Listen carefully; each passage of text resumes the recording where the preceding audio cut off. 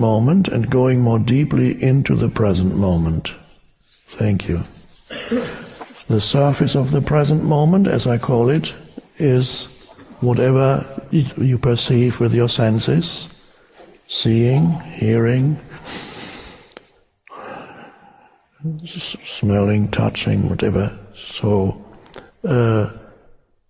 that's the surface of the present moment is sensory perception, external, and that's already beginning. If to become more acutely aware of sensory perception, it's a way of entering the present moment. The expression you can use for that is come to your senses. Come to your senses, because when you come to your senses, you step out of the stream of thinking. So to really give attention to something, you withdraw by giving attention to sensory perception, what's around you.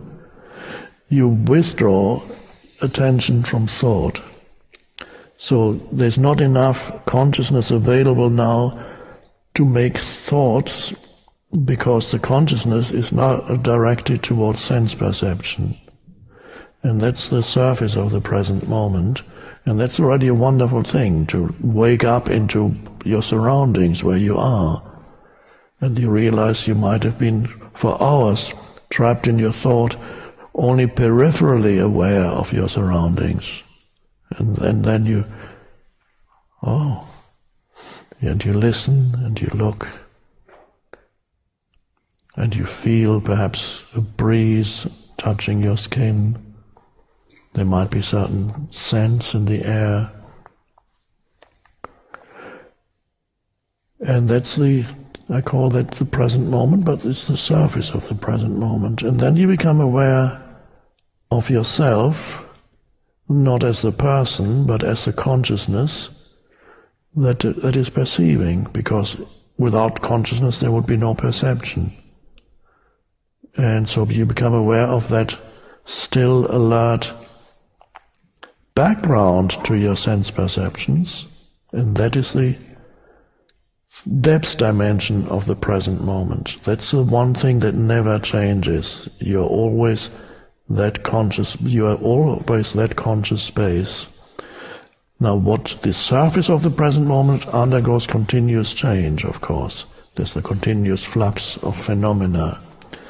And what does not change is the depth of the present moment, because the depth of the present moment is the space of consciousness. So at the deepest level, the present moment is the unconditioned consciousness, the space for everything. And you can be rooted in that, and then you relate to the world, the surface world, which really includes your thoughts too. Although your thoughts are invisible, relative to the depths of the essence of who you are as consciousness, even your thoughts are a surface phenomenon. In the same way that the ripples on the surface of the ocean are a surface phenomenon. But of course the ripples are one with the ocean. I often use that ripple analogy, waves or ripples. The only tragic thing is, if the ripple doesn't realize that it is essentially the